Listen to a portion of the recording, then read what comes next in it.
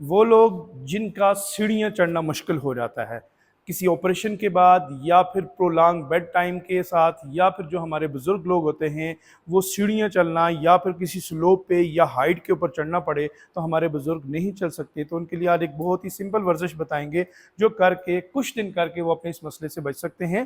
तो सबसे पहले क्या कर लेना है, इसी तरह उल्टी पोजीशन में लेट जाना है, पेट के बल लेट जाएंगे तो टांग को ऐसे ऊपर उठाएंगे। जब टांग को ऊपर उठाएंगे तो इसके ऊपर 5 to 10 सेकंड होल्ड रखेंगे, देन नीचे कर देंगे।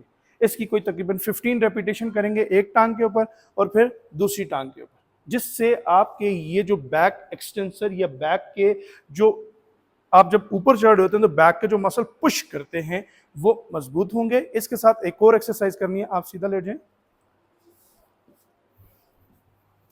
दोनों टांगों को बेंड करेंगे और कमर को ऐसे ऊपर उठाएंगे। इसको भी जब ऊपर उठाएंगे 5 to 10 सेकंड होल्ड करेंगे एंड देन रिलैक्स कर देंगे। इसकी भी 5 to 10 रेपिटेशन करेंगे और कुछ दिन करने से आप देखेंगे कि आप अपने इस मसले को बेहतर कर सकते हैं और आपका सीढ़ियाँ चढ़ना आसान हो जाएगा इंशाल्लाह।